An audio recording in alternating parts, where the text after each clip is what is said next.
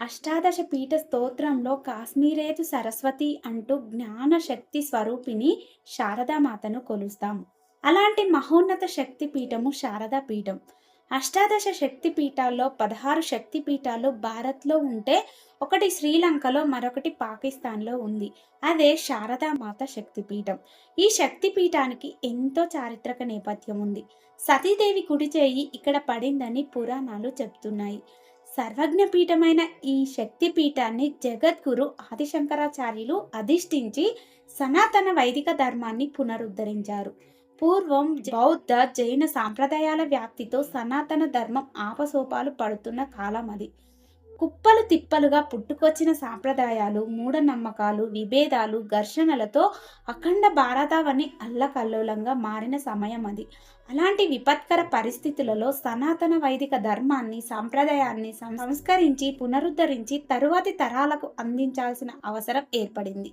అంతటి కఠినమైన అద్భుతమైన కార్యాన్ని నిర్వహించడానికి భగవంతుడే మరోసారి అవతారం ఎత్తి ఆదిశంకరాచార్యుల వారి రూపంలో అవతరించారు. సనాతన ధర్మాన్ని తిరిగి గాడిలో పెట్టేందుకు జన్మస్థానమైన కాలడి నుంచి కాశ్మీరం వరకు పర్యటించారు. వివిధ సాంప్రదాయాలకు చెందిన పండితులను తన వాద పటిమతో ఓడించి వారిని సనాతన ధర్మ మార్గంలోకి తెచ్చారు. ద్వారకలో శారదా పీఠం నెలకొల్పి అక్కడ నుండి మధ్య భాగంలో ఉన్న ఉజ్జయినికి చేరుకొని గంగా తీరం వెంట ప్రయాణించి ఎందరో పండితులను జయించాడు ఆదిశంకరాచార్యుల వారు. కాశ్మీర్లోని శారద సర్వజ్ఞ పీఠం గురించి విని దానిని అధిష్ఠించాలని ఆదిశంకరులు కాశ్మీరం చేరుకున్నారు. అక్కడ ఉన్న దేవాలయానికి 4 వైపులా 4 ద్వారాలు ఉన్నాయి. ఒక దక్షిణ ద్వారం మాత్రమే సరైన సర్వజ్ఞుడైన పండితులు లేక మూయబడి ఉంది. దాంతో ఆలయానికి చేరుకుని పండితులను ఓడించి దక్షిణ ద్వారాన్ని తెరిపించి శారద సర్వజ్ఞ పీఠాన్ని అధిరోహించారు. అంతేకాక మహాజ్ఞాన సంపన్నుడైన మండలమిశ్రుణ్ణి ఓడించారు. శారదామాత శక్తి పీఠానికి అంతటి చరిత్ర ఉంది. కల్వనుడు రాసిన రాజతరంగిణిలో కాశ్మీరేతు సరస్వతి అనే ప్రస్తావన కూడా ఉంది.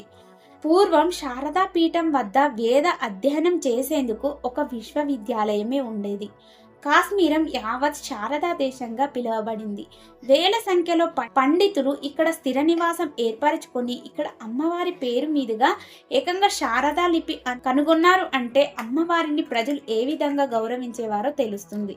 ఈ ఆలయం సముద్ర మట్టానికి 11,000 అడుగుల ఎత్తులో పచ్చటి ప్రకృతికి మంచు కొండలకు నిలయమైన జమ్మూ కాశ్మీర్లో ముజఫరాబాద్ కి సమీపంలో బారాముల్లాకి 5 కిలోమీటర్ల దూరంలో నీలం నది లోయలో ఈ సరస్వతీదేవి ఆలయం ఉంది. శారద నారది అనే పర్వతాల మధ్య శారద అనే గ్రామంలో ఈ శక్తి పీఠం ఉంది. ఈ నీలం నదిని భారతదేశంలో కిషన్ గంగా అని పిలుస్తారు. నిజానికి ఈ గ్రామం ఒక చిన్న గ్రామం. అమ్మవారు ఇక్కడ సరస్వతీదేవిగా వెళ్లడంతో ప్రపంచ ప్రజలందరినీ ఆకర్షించింది. జమ్మూ కాశ్మీర్లో అమ్మవారిని కీర్ భవానీగా ఆరాధిస్తారు. ఈ ఆలయం 142 అడుగుల పొడవు, 95 అడుగుల వెడల్పు, 6 అడుగుల వెడల్పు గల పొడవున్న గోడలతో 8 అడుగుల ఎత్తున్న అర్జీలతో పూర్వం అత్యంత వైభవంగా వెలికిపోయేది. ప్రస్తుతం ఈ ఆలయం వద్ద శిథిలాలు తప్ప మరేవీ లేవు. వందల సంవత్సరాలుగా శత్రురాజుల దాడిలో ఇక్కడి ఆలయం ఇంచుమించుగా ధ్వంసమైపోయింది. స్థానిక రాజులు ఎప్పటికప్పుడు ఈ ఆలయాన్ని పునర్నిర్మించేవారు. కానీ దేశ విభజన తర్వాత పాకిస్తాన్లోని ముష్కర మూకలు ఆక్రమణకు దిగబడడంతో శారదాదేవి పీఠం క్రమంగా పాక్ ఆక్రమిత కాశ్మీర్కి వెళ్ళిపోయింది. ఆనాటి నుండి కూడా ఈ పాక్ ఆక్రమిత కాశ్మీరంలో భాగంగా ఈ ఆలయం మిగిలిపోయింది. ఇక్కడ నివాసం ఉన్న కాశ్మీర్ పండితులు తరిమివేయబడ్డారు. మిగిలిన కొద్ది మంది చేత బలవంతపు మత మార్పిడులు చేశారు. అసలే శిథిలావస్థకు చేరుకున్న ఈ ఆలయం 2005లో వచ్చిన భూకంపంతో మరింతగా దెబ్బతింది. ప్రస్తుతానికి ఇక్కడ ఒకప్పటి భవనాల గోడలు మాత్రమే మిగిలాయి. ఆలయంలో ఏం ఉన్నా లేకపోయినా ఇక్కడి స్థల మహత్యం కారణంగా శారదా పీఠాన్ని చేరుకునేందుకు భక్తులు ఉత్సాహపడుతూనే ఉంటారు. కానీ పాకిస్తాన్ సైన్యం మాత్రం ఇక్కడికి యాత్రికులను ఎవరిని అనుమతించరు. శారదా పీఠంలో అమ్మవారి విగ్రహం లేకపోయినంత మాత్రాన హిందువు ఆ స్థల విశిష్టతను ఎలా మర్చిపోగలడు?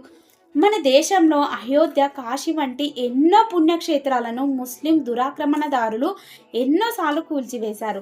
కానీ కూల్చిన ప్రతిసారి మనం పునర్నిర్మించుకుంటూనే ఉన్నాం. సుమారు 70 సంవత్సరాల తర్వాత మన భారత ప్రధాని నరేంద్ర మోడీ గారి చొరవతో శారదా పీఠానికి శతాబ్దాల నాటి తీర్థయాత్రను పునరుద్ధరించే ఉద్దేశంతో మన దేశంలో చివరి గ్రామం అయిన దిత్వాల్లో కాశ్మీర్ పండిట్ రవీంద్ర పండిట్ నేతృత్వ ఆధ్వర్యంలో సేవ్ శారదా కమిటీ ఈ ఆలయాన్ని పునర్నిర్మించారు. మార్చి 2023 నుంచి పూజలు, యజ్ఞ హోమాలు ప్రారంభించారు.